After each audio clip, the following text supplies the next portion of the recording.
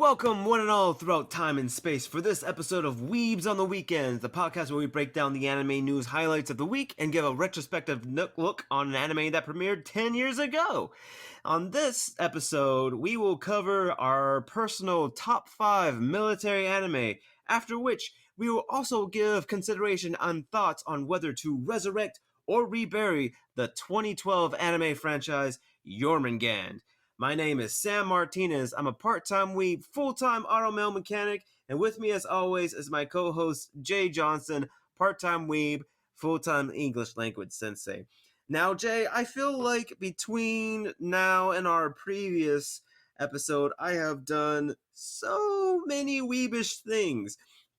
I say this because I was able to find a video that had a martial artist essentially buy the Tengen swords that you had mentioned and had shown that a true martial art can be used with said swords and it can be effective.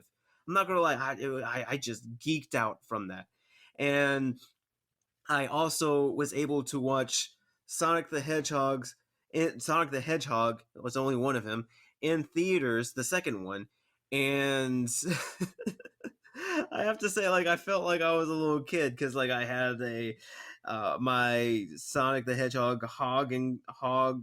the Hedgehog and Clogs shirt, along with I had also bought a drink that was Sonic themed earlier. And I had made a chili dog casserole in commemoration of this film. And I have also been enjoying the Marvel series Moon Knight up until now. So just had a gush on those things a little bit. But what about you, Jay? What weebish things have you been enjoying between our last episode and today's episode? Yeah, I've been kind of strict or stuck to a bed over the past week. So I was basically just cruising the internet for news. So a lot of the anime news that kind of have gone over my head that hasn't, usually showed up in my feed. I was able to concentrate on. So like I wouldn't be mentioning like the new, or the first trailer actually is dropped for the new One Piece movie Red. So we got like a character introduction towards what might be Shank's daughter, quote unquote. Don't know. But you got some visuals of like the One Piece crew and their new drip that they always wear for per movie, and a few things like the new Mishoto Shinkai movie dropped a trailer. I forgot what the translation in English was, but it's her name. The main character's name is Suzume, and I think the translation is like she unlocks all the doors or she locks all the doors. I think that's the kanji in it. A few other things. I'm 2 episodes behind on Moon Knight, or I guess I'm 1 episode behind now because episode 3 just premiered. Alongside, I also saw Morbius for I saw that I guess a week ago now because it premiered here in Mongolia a little bit earlier. And I like your message to me, Sam, was like, oh, there's a second end credit scene versus oh, Jay, this movie is garbage, don't waste your money to go see it. But because bruh, Sony has just made everything so complicated, and I feel like they don't have a strong foothold in how they're adapting to what Marvel is doing with their multiverse, because there's a lot going on in Morbius that doesn't feel like it's going to go anywhere. To be fair, I would say for Morbius, the supporting cast was great, especially Matt Smith. That's one thing that I told you. If you watch it for anything, watch it for Matt Smith because he was great, and that's just not the Whovian in me talking. That was a little bit of the Whovian in me talking, but he was really great. Very true. And I don't feel like this is spoiler, but there's never any moment that you think that Matt he's going to be the good guy in the movie. Just even on the poster, he's like, "Oh well, where can I point out the bad guy in the film?" And also, there's like comedian Al Magical. He plays one of the cops as alongside Tyrese Gibson, I believe. Oh, that's why he had all the jokes. I didn't know he was a comedian. Okay, that's why he was so quick with the jokes. That makes sense now. And so, like, it's like one of those. It feels like just a little step down from what Sony has done with Carnage and Venom. So I was like, okay, if they're heading towards Sinister Six, then I'm like, okay, Hmm. I'll give them credit if they ever get that off the ground. But I'm waiting in not anticipation, but anxiousness. And I guess the last nerdy thing I did was no, we talked about Moon Knight. I was really impressed by Moon Knight. Oh, the other man, I am trying my hardest since I was on my news feeds a bunch this week, was avoiding Doctor Strange trailers. Because why, for whatever reason, Marvel has shifted into a gear just spoiling their movies. They did it with Spider-Man No Way Home, kind of, and now they're doing it with Doctor Strange. With like, okay, I saw your Marvel What If series. I don't need to see all these trailers because I know what's going to happen. I know what the multiverse is. I know what Doctor Strange does to mess up the multiverse. So it's been very interesting of like just seeing these like snippets, and it feels like it's showcasing the best the movie has to offer, and also leading into plan, or is it stage four? What do they call it? Plan four um, of the Marvel Cinematic Universe, and also information about Thor, Love and Thunder dropped this week Yeah, about Love and who's Thunder. going to Hmm. be in it, who's playing certain roles. Even the toys came out this week, so it was a pretty good week to be a nerd, Sam. I want to say, yeah, since you mentioned Love and Thunder, there was a news article that I saw that Christian Bale's character image was revealed, or at least how he looked in costume or what he did to prepare for his role. I didn't look at it because I didn't want to spoil myself, but knowing Christian Bale and what he put his body through, I'm pretty sure that he looks dope as hell, man. So I again, I hadn't seen it, and I don't want to surprise myself. I'm looking forward to it.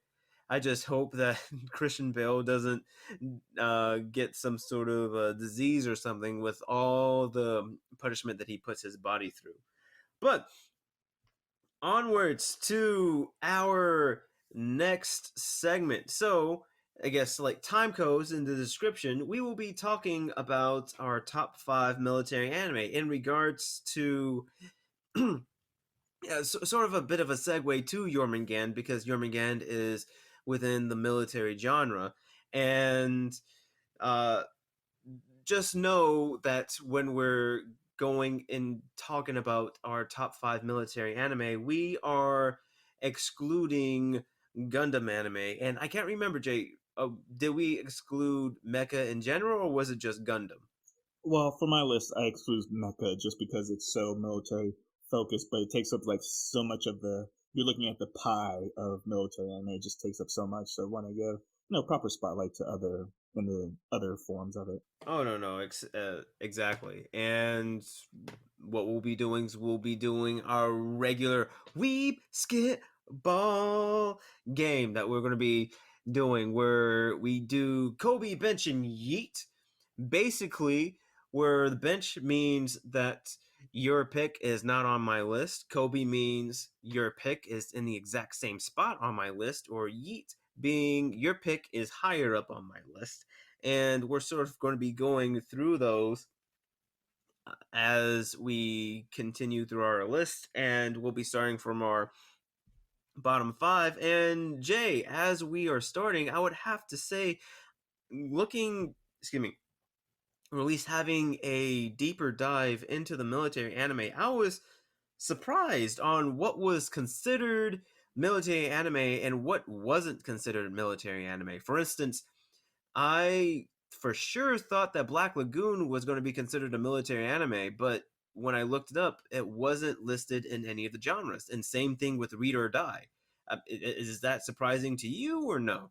Yeah, so like if you look into military genre, like obviously when you're talking about anime, you're like, oh, mechas. We know all the mecha animes are military because that's what the theme of mecha is. It's about militarization and the use of war machines. But if you look actually to like the purest definition of military, it's just any anime that has a focus on military, war stories, militant groups, and organizations. So there's a lot of subcategories you can take, like war story, war stories like Violet Evergarden counts as that. Grave of the Fireflies counts in that.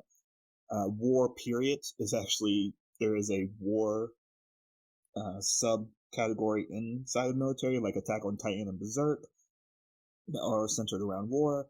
Mechas we've talked about with Gundams. Even we talked about a few, or not even a few episodes ago, but Breakblade is a mecha military.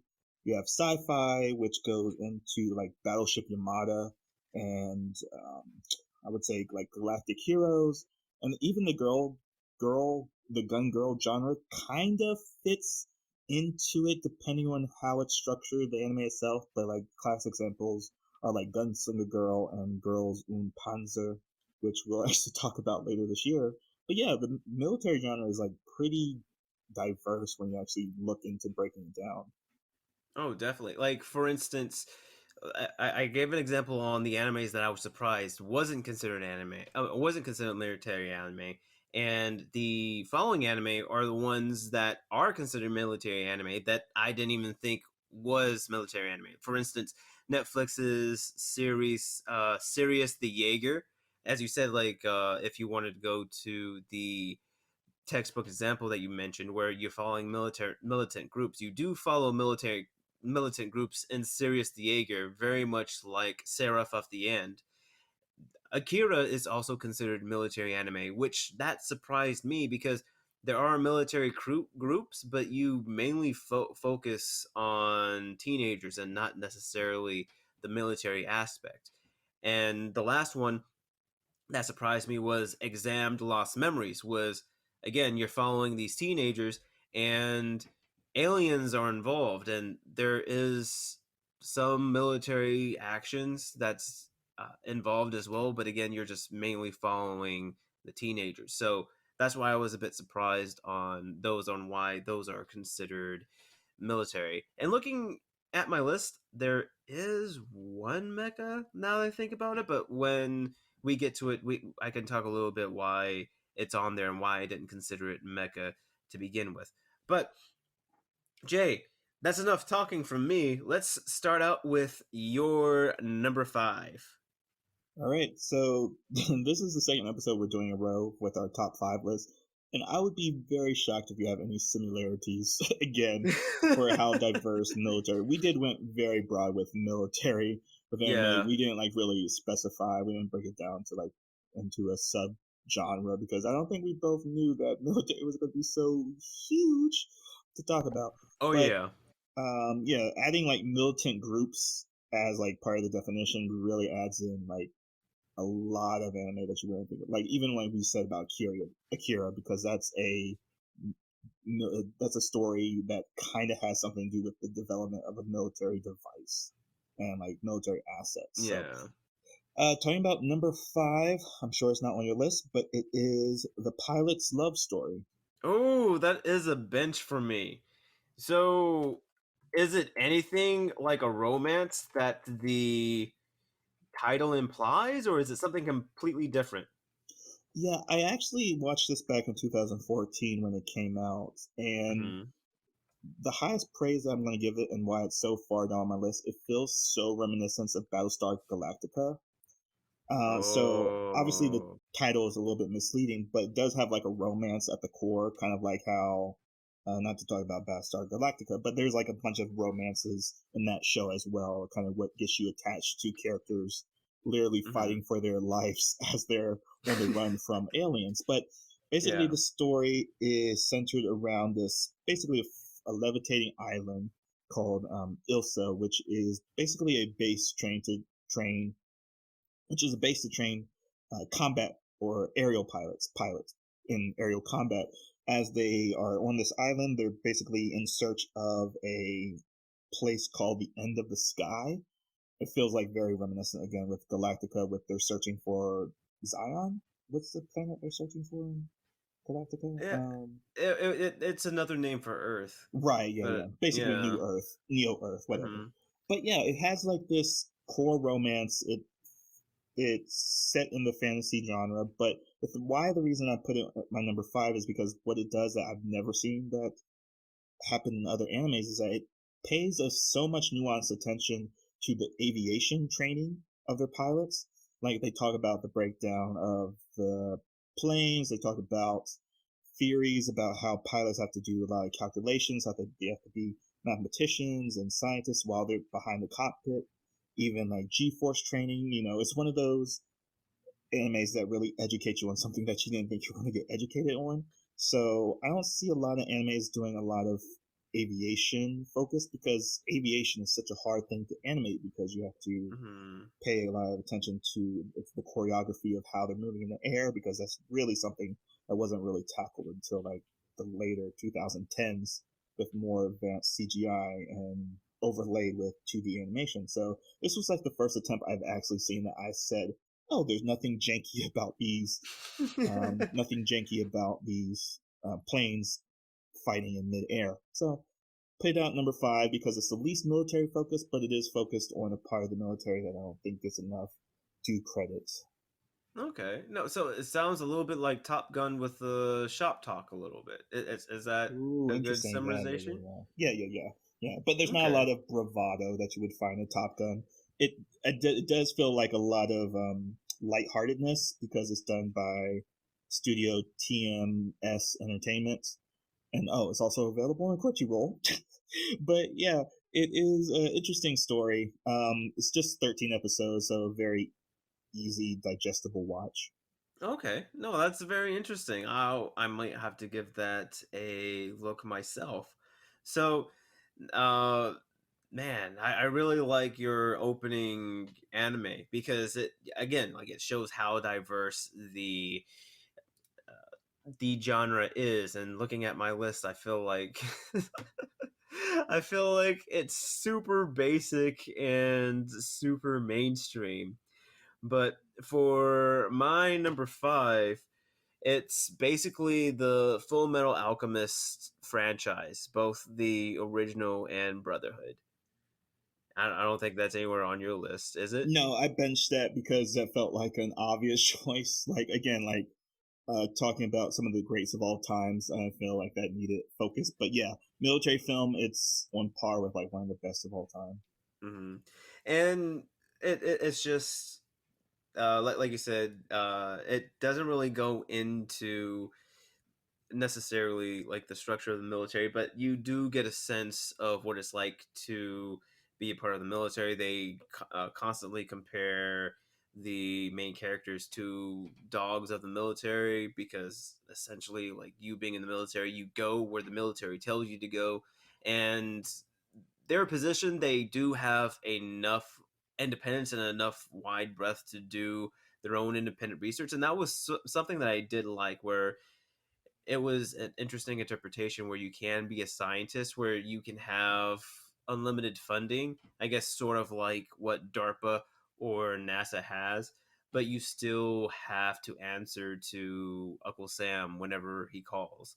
And as you said, just with the way the storytelling and the story is written, it's done very, very well. So, on to your number 4. All right, my number 4 is something we've already talked about previously on the podcast, but Mhm. number 4 is Sound of the Sky. Oh, that's a bench for me.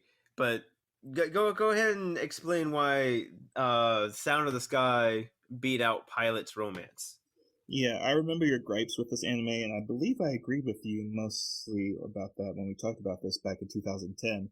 But this is basically a post apocalyptic war story where the war has basically regressed all of technology back like a century or more. And the story basically focuses on this platoon that is stationed at a border town, a peaceful border town, and they're welcoming a new bugler. So that's where you get the why the title makes sense because the main character is a bugler, and this falls into like cute girls doing cute things because it's done by A1 Pictures. But why I put it as my number 4 is because I think I put it as my number 1, the 2010 anime that we reviewed. But this is basically a story that does background storytelling very well. It's a slice of life. It's very slow. It's very methodical. It's more about building out the world than really talking about the military. But it is looking at a aspect of military life that I don't think a lot of people think is necessary to look at, like the peacetime military, about the downtime that the military does, like, the kind of human aspects to soldiers' lives. It's like they have hobbies, they have like relaxation, they have like meals, they have like conversations about nonsensical things like other people. So I think I like that approach to looking at the military. It's like that humanizing effect, that soldiers aren't just killing things or machines that you just use for war. It's like, okay, but what after the war? And what after the battle? Like, they still have to return to being people, right? And it's like a soft, like, there's nothing gritty about it. There's nothing like really political about how they view the military in this. There's a lot of looking at the town that they're protecting, about the aftermath of the war, about this lingering mystery about what is this? Was there aliens, or like what is this technology that regressed, that did so much damage to the world that now the world's kind of like in the 1800s, essentially 1900s. So it's a very nice war story. It's very fluffy. It's just well done. It's put together pretty well, and I enjoyed it. 12 episodes, again, an easily digestible series. But yeah, I had to put it on here because I talked so highly about it before in our previous episode about it. So yeah, that's my number 4.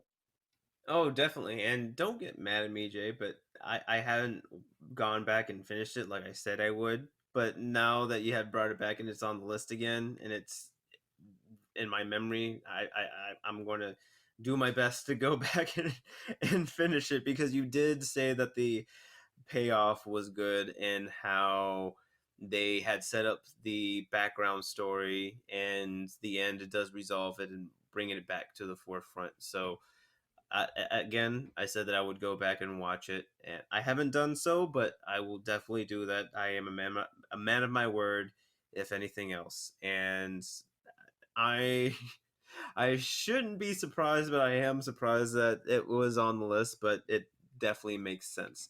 So for my number 5, this is the anime that, looking back on it now, it is considered a mecha anime, but it's been so long since it's hit the airwaves, it didn't really hit me. But it's known as Blue Gender. Is it on your list or Oh, no? yeah, you talked about Blue Gender in our Mecha Talk, I believe. Yeah, so yeah, haven't been able to check it out, but yeah, tell me about it. Yeah, so again, Blue Gender. Yes. Blue Gender was an anime that came out in 1999, and with this anime, it was sort of between this one or Genocidal Organ. Genocidal Organ is more of a newer anime, but with Genocidal Organ, that's just a movie, whereas with Blue Gender, it's a bit of a series, so you can sit and ruminate and see the different type of themes that are going on. So with Blue Gender, pretty much think about Fry from Futurama, except when he wakes up, the world is infested with these giant man-eating bugs, and he wakes up to these bugs eating other people that are in their canisters, right?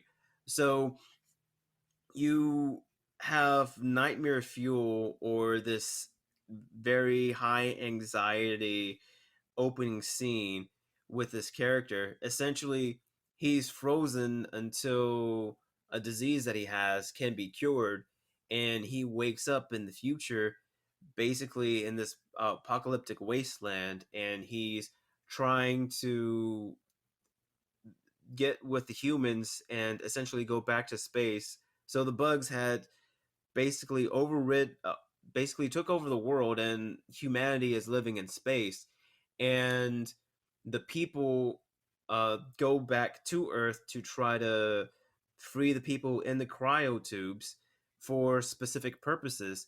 And in the facility that they were at, he actually wasn't a person that they were looking for. So not only is humanity basically living in space in fear of these superbugs, but this man woke up and is a man out of his time, and he's not even the droid that these humans were looking for, right? So you have like this sense of displacement, this sense of disappointment, and this high anxiety, and you are essentially thrown into a war zone, and him basically trying to figure out what needs to be done. And again, like looking back on it, it is a mech anime because they have these mech suits so they can fight these bugs. But if I had to make a comparison, it probably feels the most like Iron Blooded Orphans if it was made in the 90s, where basically there's little to no plot armor, and the people who do survive because of their own wits and as well as ingenuity. I didn't have a chance to finish this anime, but it has impacted me enough to rank it so high on my list. So those were my thoughts on Blue Gender. So Jay, on did you have any comments, or you want to just go on to your number three? Yeah, I can go into my number three. Let's do that. So yeah, again, part of the definition towards military anime is the militant group part. So I wanted to put into Mm-hmm. my list something that focused on counterintelligence and spy organizations. One, because Spy X Family was on my mind, but also depending on how the Yes.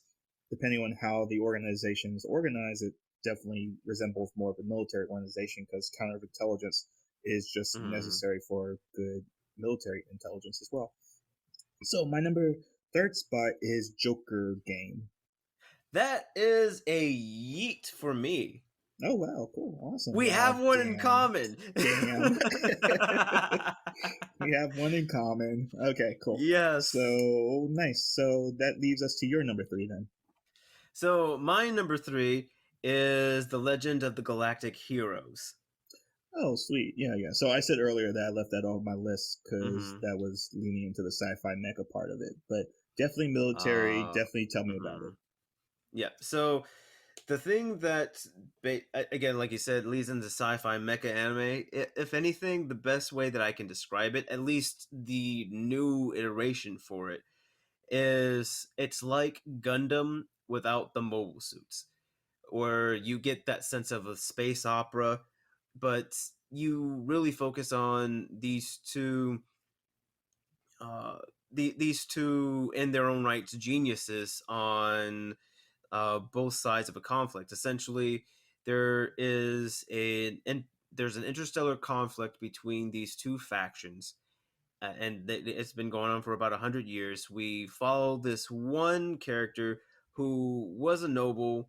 It seems like his parents did something to where they had to go back to commoners or live amongst commoners, but they still retain their title as a noble. Essentially, has to work from the bottom up, and it had worked his way to become, I think it was Rear Admiral, something very, very high for a very young age. And on the other side of the war, we see this one character that is more laid back, has more of a Shikamaru vibe, and was able to work his way up that way. And watching them go at each other, or essentially work against each other, it's like seeing Light and L play their cat and mouse games, but it's with essentially a war game. And so that's what's been very interested to me, and why Legend of the Galactic Heroes is higher up on my list. I haven't had a chance to finish it yet, but because going back and looking at this list, it made me want to go back and watch it and start it again. And I do believe their season 3 or season 4 is uh premiering this spring season. So, you know, maybe I'll get up to date enough to be able to watch it. So that's my number three. Let's go on to your number two, Jay. All right. So my number two spot shouldn't be too much of a surprise because it's one of my defining Mm-hmm. tastes in anime. But my number two is Psycho Pass. Ah, yes, it's so good. I'm kind of surprised that you have Psychopaths on there, even though it's leaning towards sci-fi as well. But because it is one of your defining tastes, I can see you being a little bit more lenient with that one than with Galactic Heroes. Tell us a little bit about it, Jay. Yeah, so again, going back to the definition, I tried to keep as close to the definition as possible, but one of the things I did omit was that the difference between a military force and a police force is that a military force is organized against a common collective threat, and how criminals are treated in the world of psychopaths being determined by the civil system. You do feel like criminals are more of a body entity, kind of in the same way as they treat, I guess a good parallel might be Individual 11 in the world of Ghost in the Shell, that these divergent people in the civil system are one collective. So I felt that felt more in the vein of a military threat than just a civilian threat.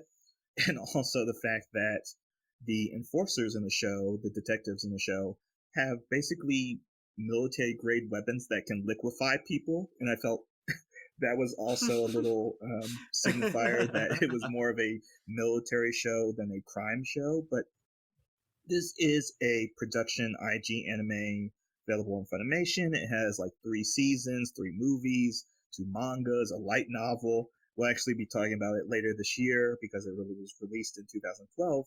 But it's basically a futuristic world where a system of biometric scanners, they're also psychometric scanners, basically run the criminal system. And if you are in violation of that system by having a threshold of your psychosis basically high enough that it would predict that you would commit crime, that you get arrested, apprehended, or liquefied, like I said earlier.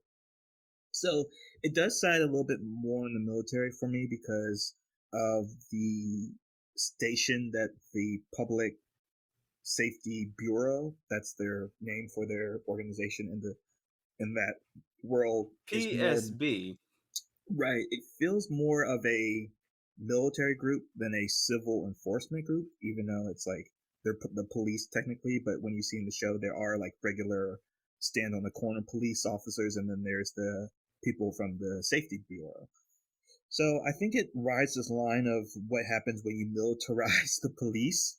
And it has so much on its mind. It has like one of the greatest villains of all time with Makashima in there. And the cast is pretty good. There's a lot of good qualities to it, but it's more of a psychological thriller and horror. So there's a lot going on attached to the genre of just military or police.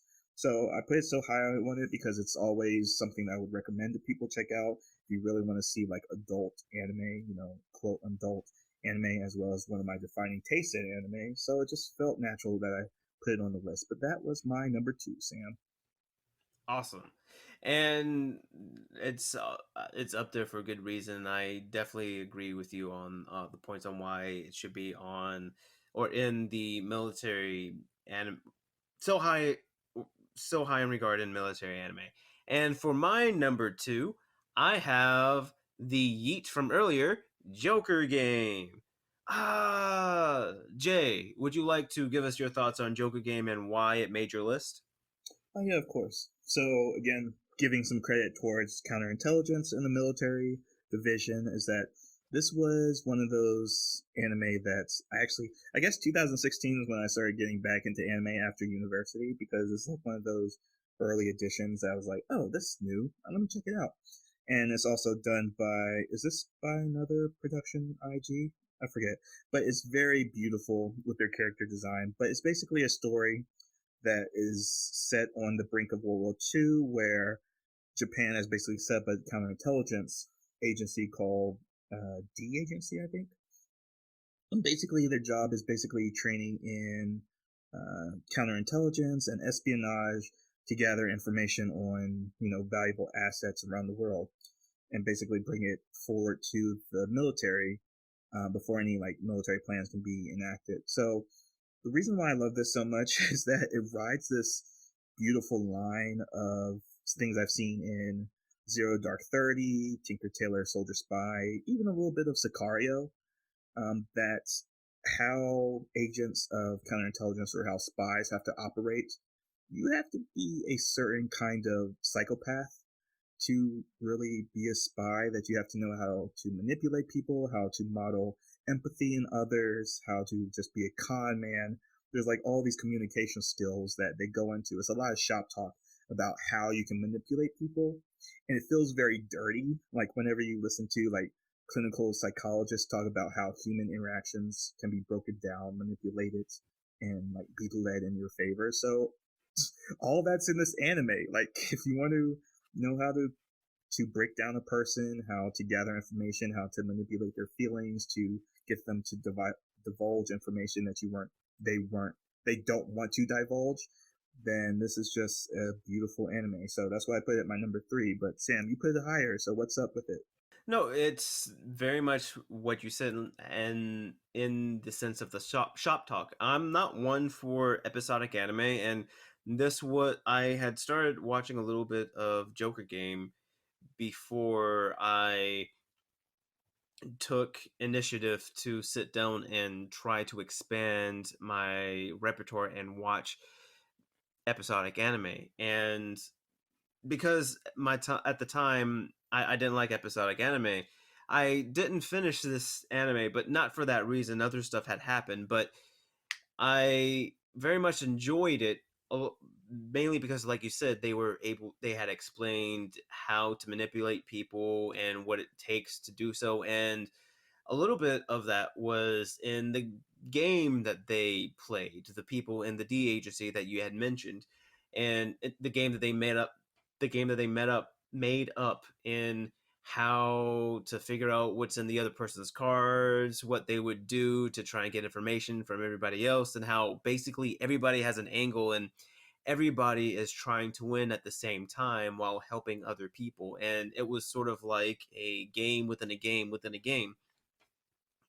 We also got to see different agents play different roles and how they seemed like they were invested in their roles, things of that nature. It was just so cool. It's just so well done. You got to feel a sense of when people were betrayed, or when the stakes were really really high, because even though these agents were able to manipulate others, like the stakes are for real. If they mess up, that's it for them. So when they do their job, they have to be on point. They have to be on top. And I want to say, like, this came out around the same time, I think, as 91 Days. And even though 91 Days is more of a gangster crime drama, it felt very much in the same vein, in how somebody has to infiltrate an organization or different groups in order to pursue their mission. And again, it was just very, very well done in that regard.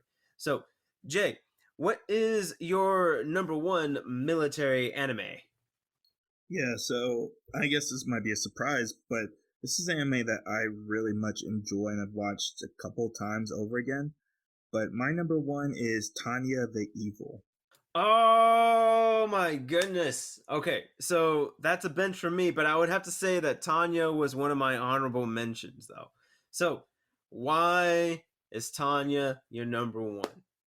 Yeah, so this is the one that I feel is the most military centric anime that I've seen. Military centric anime that I've seen that doesn't have too much of the shenanigans that you might attribute to the anime medium. Even though it's an isekai, even though it's a fantasy, even though there's a magic system in there, it does get into the business of military, which again translates into the anime that we're going to talk about in a little bit. But like the logistics and the business of anime, that this is set up in a world where World War I has lasted into the 20th century, not the 20th century, but the 1920s. So basically, World War I has extended longer than in our timeline, in the real world timeline. But its main character is a salaried man that basically has a vendetta against God and is reborn into a little girl's body with a very high threshold and magical abilities. And the focus of the anime is basically on how do you keep the war engine going. Essentially, what are the politics, what are the logistics, what are the human costs of keeping a war going. They're taking war and examining it like a business, essentially. And I think that's a very interesting take. And then to add on top of that, oh, your main character is also an isekai man from Japan. add on top of that, this little girl wants to kill God, or not even kill God, but just prove God wrong as a non all powerful being, or even like the whole that God can't be all good if he's all powerful kind of thing that, Lex Luthor talks about with Superman. But it's such an interesting, nuanced approach to military organization planning. So, like, they take an episode to talk about supply lines, they take an episode to talk about the mechanics and maintenance of machinery. They talk about some of the, because this is alternate history, they do a parallel to what they did with Auschwitz and how they treated the Jewish prisoners there, and like what did the Nazi soldiers actually do to them. So like they take a very close, realistic, historic examination of what happened in our world, and then apply it to this magical world, this fantasy world as well.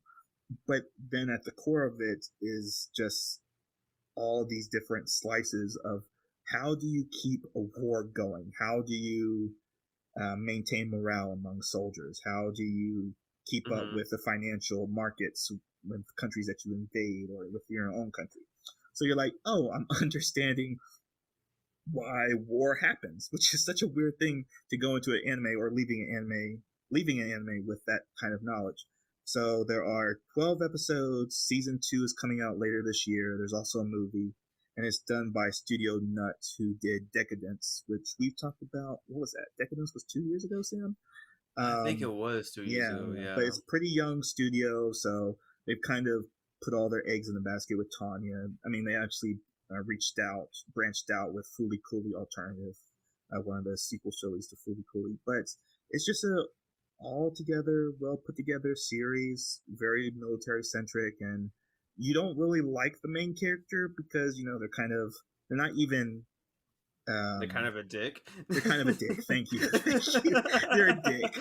So yeah, but I guess the efficiency in which they're killing people and how they get around problems in it is interesting enough. So overall, it's just like the best military anime I've seen. Okay. No, and I would say no. Like those are all very good points. I guess I need to go back and rewatch it, because the one thing that mainly was my main gripe was, again, as you said, like the main character. The main character's whole point is to sort of disprove God, or at least to thumb his nose in God's face. But the ironic thing too is, like, for this character to invoke the magic system, this character has to essentially pray to the deity in order to use magic. So like it's sort of like a tongue-in-cheek thing in that regard, but like throughout the entirety of the show, like it never really dawned on me on how this character was going to do that, or what this character was taking steps in order to see this this deity, or this being X, as the protagonist called it. But instead of just focusing on that, I probably should have appreciated the war machine that was, or at least a look behind the curtain of the war machine that is in Tanya the Evil. And I did realize, like, there were like when you mentioned the group's morale, how there was one episode when they didn't have any food, and the protagonist had to figure out how to get supplies while reinvigorating the troops. So that was very interesting. However, my number one was, again, it's a little bit more mainstream, but was chosen because I felt like it was the most military, or at least the most parallel to a military that I've seen in an anime, which is Attack on Titan.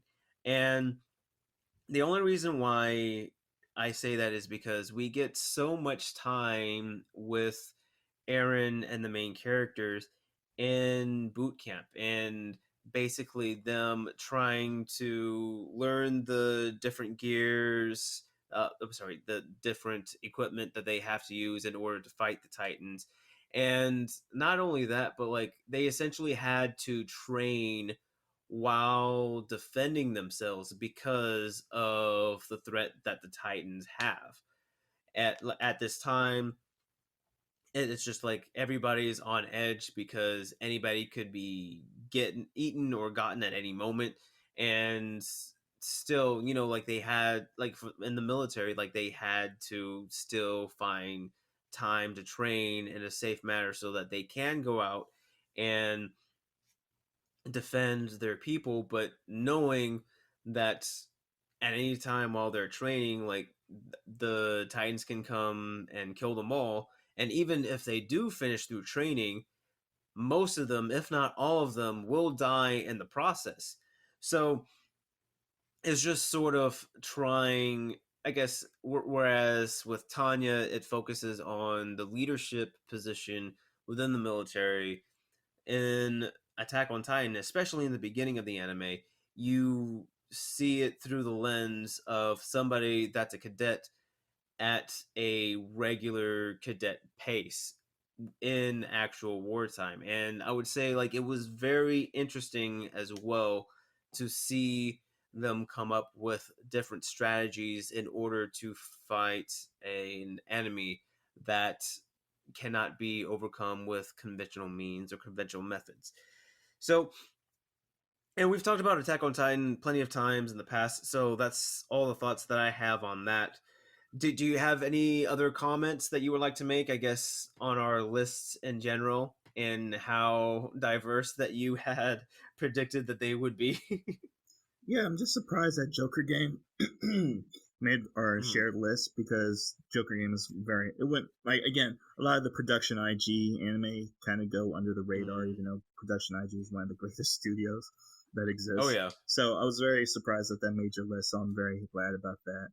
I was glad about my list. I mean, I could go through them just one more time just to close up before we get into our review session. But my number 5 was Pilot's Love Story. 4 was Sound of the Sky. 3, Joker's Game.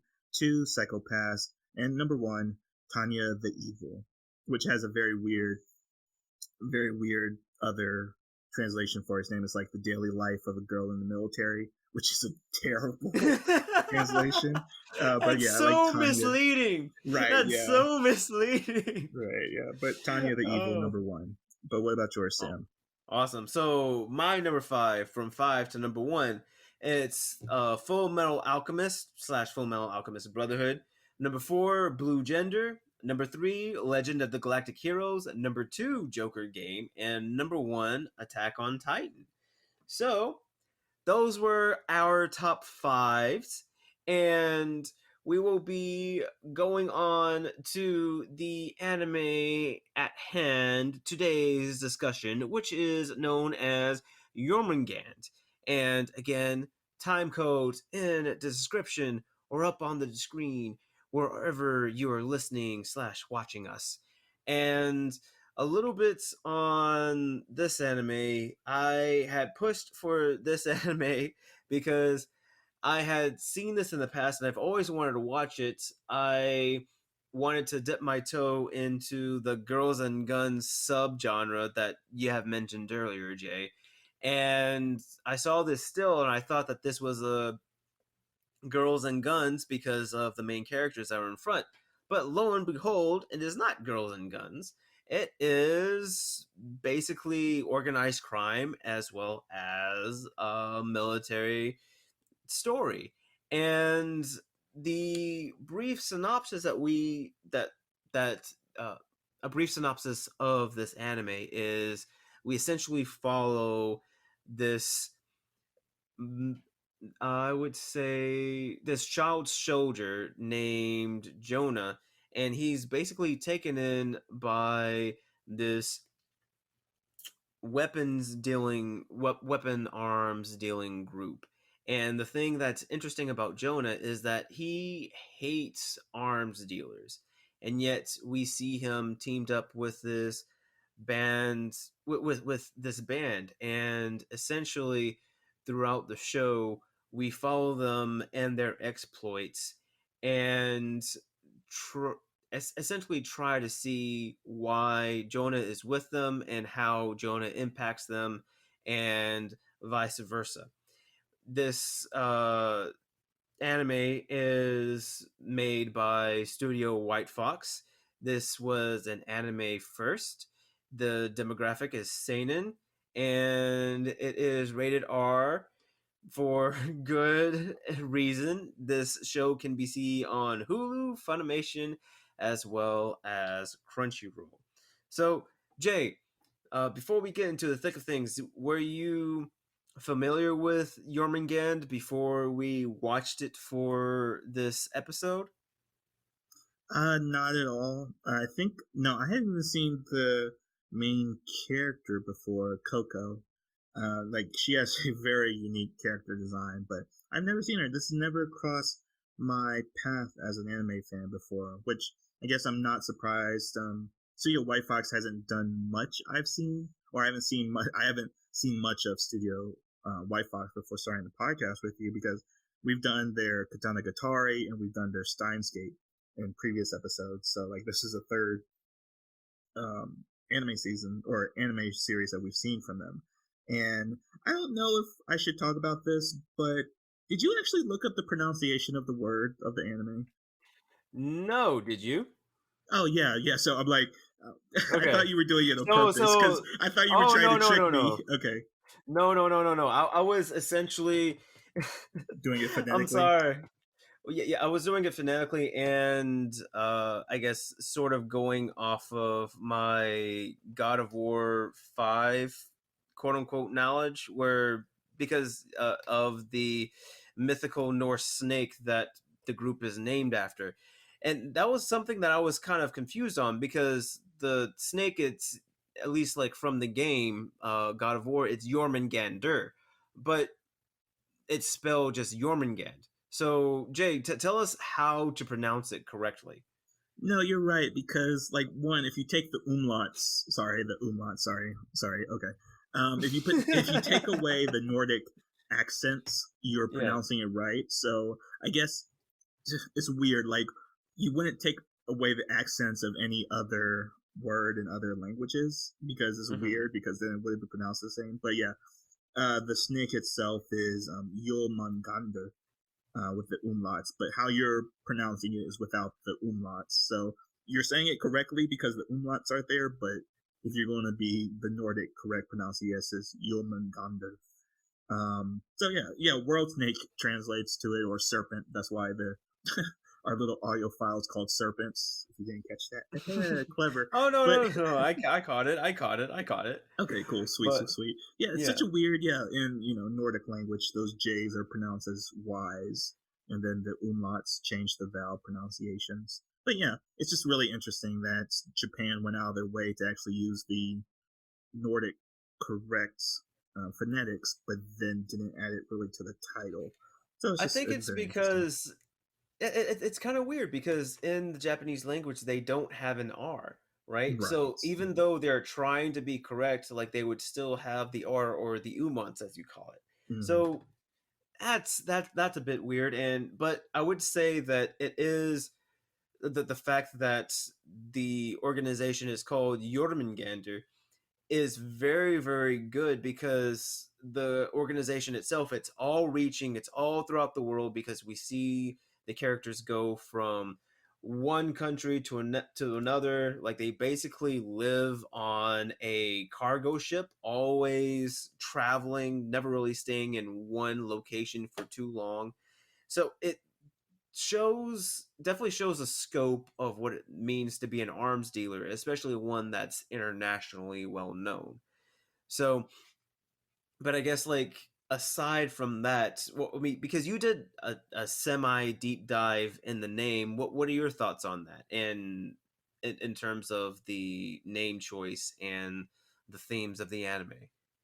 Yeah, again, it's like again translating things from Japanese into or in things into Japanese is like you lose a lot because of how kanji is structured. But yeah, it's just like I don't think it would have worked. I mean, I don't think a title like World Serpent would have made sense or anything. Or I mean, even if they wanted to go more Aztec or I actually don't know where it is, or Boris would might probably be a Is more is Ouroboros the Aztec?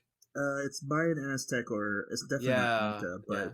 it's one of those two Mayas or Aztecs. But yeah, Hmm. like Ouroboros is like something more widely known, and it's the same thing as a world serpent or serpent eating its own tail. So I was like, Hmm. okay, but I mean, the manga kind of has that name kind of stamped as its identity. But I mean, I think it's a good villainous organization because it's again international arms traders. It's not really villainous technically, quote unquote.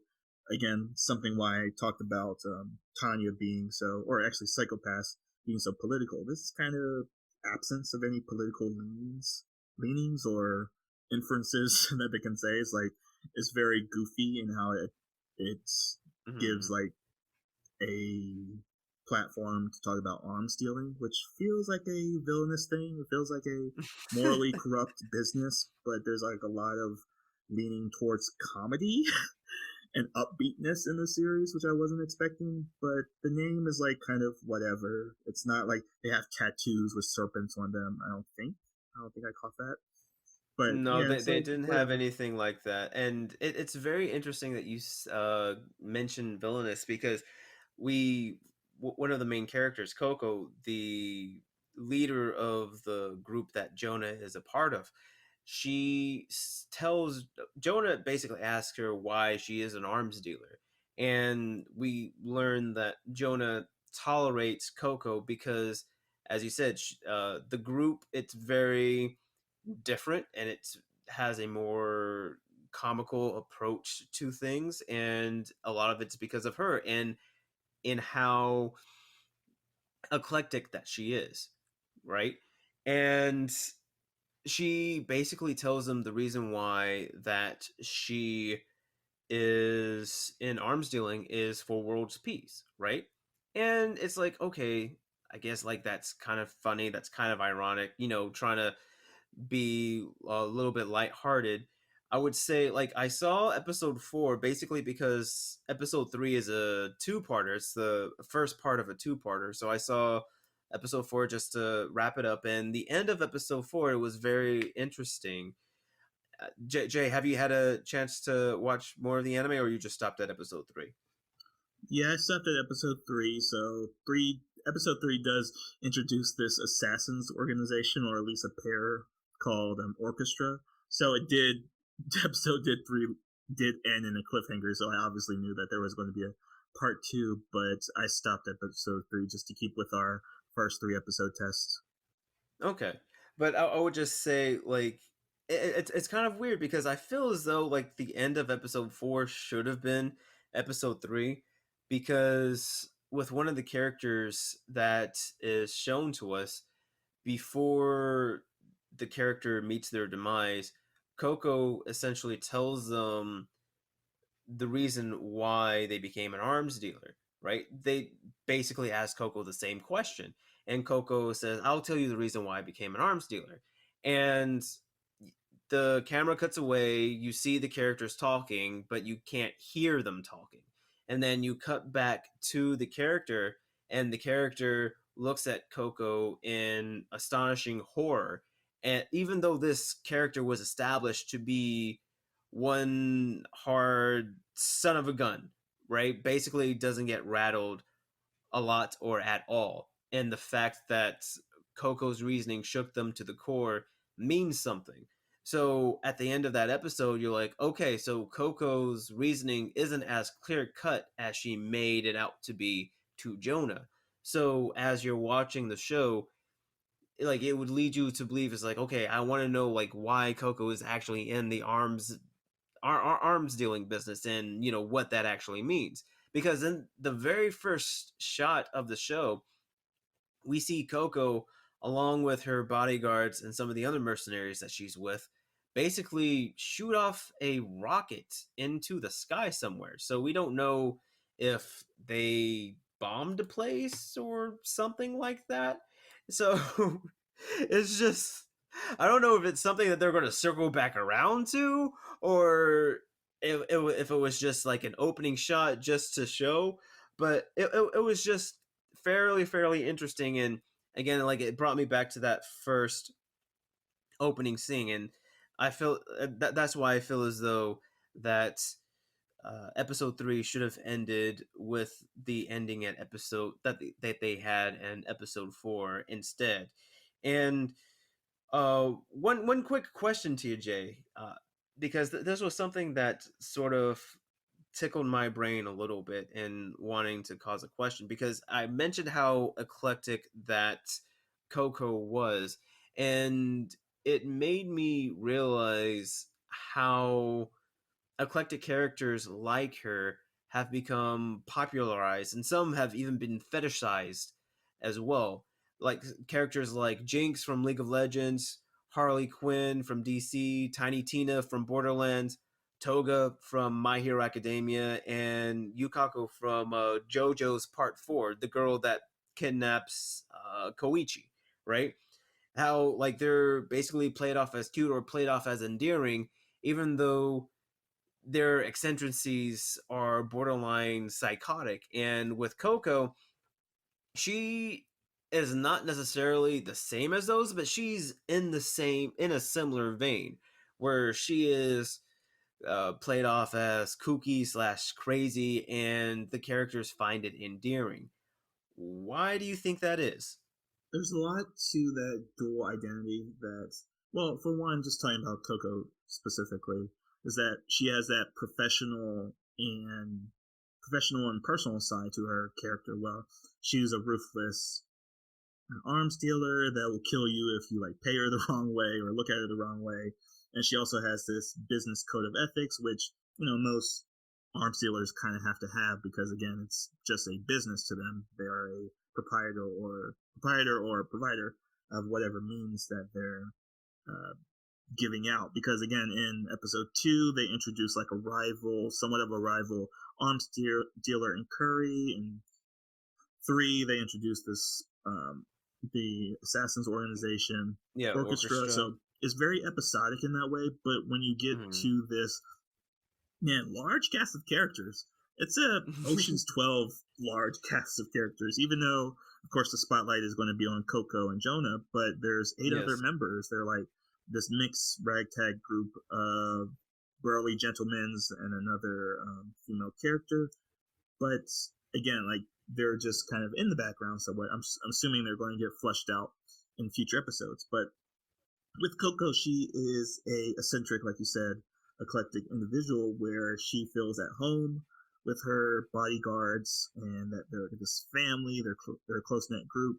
Maybe they trust each other. I'm not sure about that level of endearment yet, but that kind of archetype does play to what it basically accentuates the extremities of people's personalities. And it's like most people are two-faced. No matter who you're talking to, they have a inner life and a exterior life.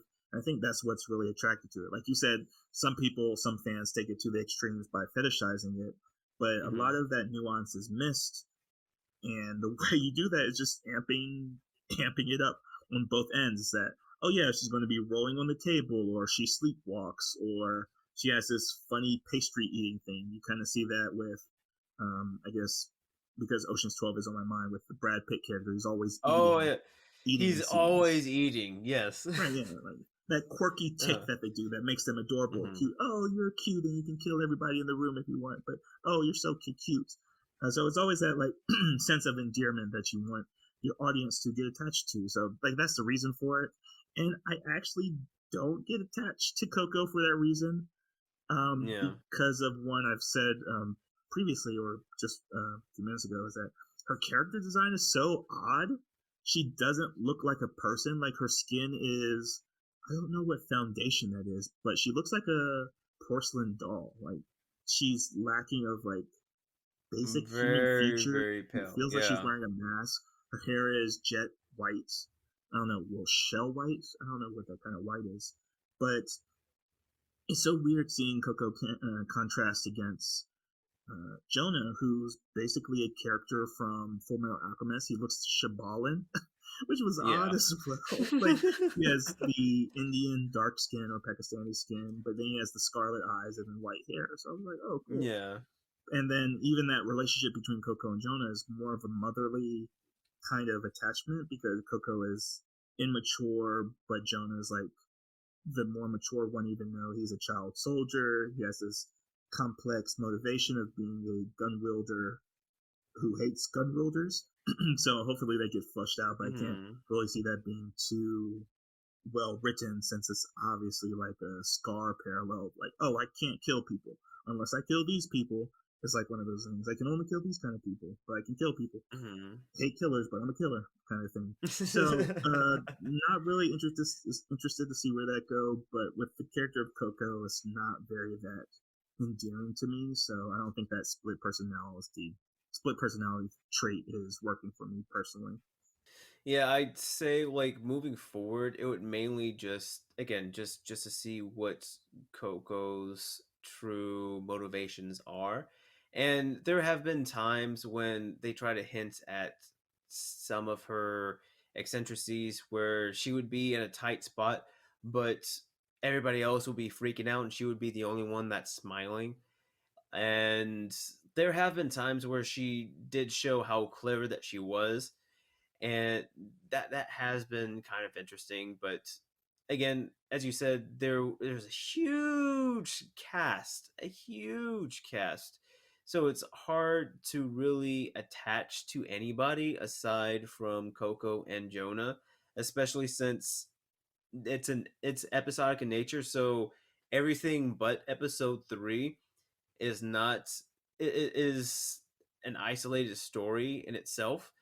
I mean, we see again, we see a rival arms dealer in episode 2, and we see characters that Coco and her crew have seen before, so there's some good natural prior existing relationships. However, because the cast is so large, it's hard to really get attached to anybody. There is that one chick with the eye patch, but she's hard to get attached to because she's just obsessed with Coco. I would say the only other person to really see is I think it's the sniper. He's the older, gruff guy that has the salt and pepper hair. And we see him having a couple of sessions with Jonah. I would say he is probably, because he seems the most level headed, he's probably the one that I would get attached to, mainly because he can talk to anybody at any level, but he still has that sense of self. He just doesn't have any screen time really in these first 3 episodes. So we do see Jonah and Coco, but it's hard to really get attached to them because they're extremes in their own right, and they try to meet in the middle, and the other characters are just as diverse, but there's just so many of them to keep track of. And I'm not going to lie, but like, well, I'll save my thoughts a little bit for later. But is there anything else that you would like to say before we go to our final verdict of Resurrect or Rebury? For a 2012 anime that we're talking about now, it is, well, for one, there's a season 2 as well. There's a season 2 called Perfect Order. So it does seem like it runs the full gamut of fleshing out the characters, because this is 12 episodes as well as the next season's 12 episodes. So if they are going to give like all of the backstory, if it's just episodic by, oh, this wild bunch of people going on missions around the world and like giving a lot of attention and detail to like the design to the military weapons they're selling, even to like the business model of selling weapons and how that's being done worldwide. This movie, or sorry, the series definitely reminds me of the Nicolas Cage movie Lord of War, which basically focuses on the same aspects of the business behind arms dealing and how do arms dealers basically circumvent local and international authorities. So I was like, oh, okay, this reminds me of the Nicolas Cage movie. I was like very surprised. So, and it's pretty much one of a kind.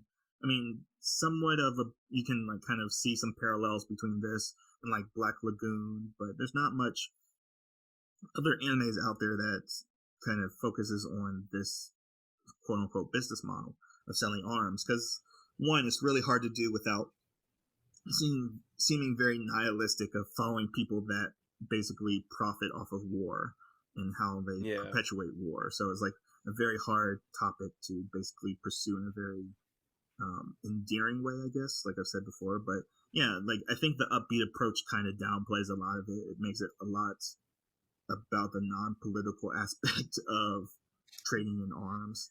So that's kind of the thing that's really I took away from the first 3 episodes for our reviewing test. But other than that, yeah, I think is a very interesting watch so far. And I'm not sure if I'm going to pick it up or watch. I probably will watch episode 4 to see that moment that you're talking about, Sam.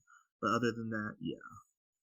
And I would say I'm sorry, I did lie a little bit because I watched a little bit of episode 5, and there was another character that was introduced, and that was fairly interesting, and it sort of beckons us like, why wasn't the anime focused on this character instead? You know, sort of like how Deku was saying that if his life was a manga, it would follow Todoroki instead of him. You know, that sort of thing. But as you said, like, it was very, very interesting. A definite interesting watch, and if anything, it might be a light watch for me. Moving forward, just because of some of the mysteries that I've exposed myself to, I feel like I have to uh, finish them to fruition at this point. But now we shall get into our verdicts of resurrect or rebury. And Jay, what is your verdict on this anime? Well, hopefully it's obvious now, but I'm going to say that this is a rebury for me. Because Mm-hmm. one, I mean, there is enough material here to think. I think that would flush out all the problems I have with it. Again, the examination of the characters. Like again, it's like 10 probably interesting characters. They all have. I think 4 of them are Delta Force. I forget, but they do break it down. Like they break down like 2 of them are Yeah. from a Polish special defenses. So they all have 2 of them are snipers, and then Jonah is a child soldier, war soldier, or war orphan. So we talked about that a little bit before in like Berserk, and how that kind of warps your perception of life and death.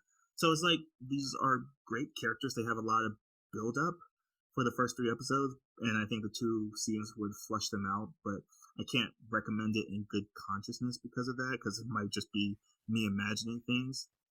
White Fox does some great animation here. There's some good like gunfire scenes. A lot of the action is well choreographed.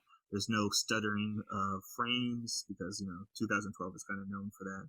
But yeah, like Yeah. White Fox did a good job in the animation. The sound design is pretty on point. The opening for this first season is a banger. So like if you key into that, that's another positive. But of all these things I have problems with, I can't recommend this over any of the 5 anime that I talked about before in our military discussion. I would say even go watch the Nicolas Cage movie Lord of War before you watch this anime as well, because that Yeah. feels like a better, accurate, real world interpretation of the arms business. This just feels a little bit too lighthearted, even though it's a seinen, falls into that older category, and like for good reason, because it's just gunfire and death. But it doesn't lean into the grittiness that I would expect to make it terribly enjoyable. Like it's a good lighthearted romp, but nothing too excessive that I would recommend it. So I'm going to say rebury it. But what about you, Sam? I'm not gonna lie, I was kind of hoping you to help me change my mind, because I'm not gonna lie, as I was watching this anime, I was like, okay, but Black Lagoon did this better. You know, I couldn't help but compare it to Black Lagoon, as you said, and it's very much in the same vein. I would say the thing that Jormungand does better is that, because they're international, they don't just stick to one place, whereas Black Lagoon, you basically stick to one place, but the one place is a melting pot. And with the themes that they deal with, sort of like bad company corrupts good character, you get to see the regression of one character who dips their toe into that reality and how they get absorbed into it. And you get sort of a little taste of everything. A taste of the child soldier, the mercenaries, the guns for hire, the arms dealers, things like that. And I would say the thing that Black Lagoon does suffer from, that you had mentioned that Jormungand doesn't, is that it does stay in the gritty way too long sometimes. And but with when you're talking about stories of war and stories like this, staying in the grit is sort of expected because war is not a happy subject, nor are the casualties or the people that it affects. So that's one thing that Jormungandr does different, is that it has a different outlook, or at least a different approach to it. So that's good in one case, but then again, it's sort of hard to take it a bit seriously, or at least see if they are trying to say anything about the points that they are addressing. Whereas with Black Lagoon, because it has the tone, you have an expectation of what to look forward to. Whereas with Jormungandr, it's a little bit difficult to discern in that regard. Even though it's supposed to be lighter tone, it's like, okay, how am I supposed to take this? Like, or are we going to get like, is Coco basically trying to get Jonah to turn his life around, or is Coco doing something else? That sort of thing. So it's sort of a mixed bag, and as I said, like, I might keep watching it, but I am in a similar camp to you, where even though it is taking a different subject such as arms dealing as a focus, I feel like it was done in other anime, and I wouldn't necessarily resurrect it. So I'll probably keep watching it, but that's sort of where my feelings and thoughts are right now. So that is a resounding rebury from the both of us. That It's been a while since we've both chosen to rebury an anime, hasn't it, Jay? Yeah, I can't actually recall the one that we both agreed to rebury because like we either both agreed to resurrect or disagree, and one of us reburies it for with an asterisk. Usually is the case. But yeah, reburying I guess now is a little bit more challenging, and I think it's also weighing against the current season as well because this season is packed. We only talked about our top five in last episode when we talked about the spring watch list. But like I picked up some other anime like Birdie Wing, which is a golf anime that premiered the season, as well as I'm Quitting Heroing, which had a very interesting premise. I was not expecting that the hero basically gets turned on by the people he got protected by, so a little bit of that shield hero ness. But then he goes to join the enemy team or the Demon's Queen's army. So I was like, oh, okay, I'll put this on the list too, and was blown away by episode 1 of Spy X Family as well. So yeah, it's a good season. So I guess that weighs against it as well. Yes, Spy X Family outweighs Jormungandr. Oh, I'm sorry. That's just hilarious because it does. So that was our thoughts on Jormungandr. A resounding rebury from the both of us, saying like White Fox did do a good job, but it was just something with the source material that could have been done a little bit better. And for the next episode, we will be looking forward to Jay's pick, and we will be reaching for the stars with the anime known as Space Brothers. And I'm looking forward to it actually, because I have heard good things about this anime. And Jay, with that being said, what have you got for us today? All right, so I got a quote from Lord of War. So Human Gundam kind of re-sparked my love for this Nicolas Cage movie that no one talks about, but I still think it's probably one of his best movies of all time. But yeah, the quote goes, "You know who's going to inherit the Earth? Arms dealers, because everyone else is too busy killing each other. That's the secret to survivor, kid. Never go to war, especially with yourself."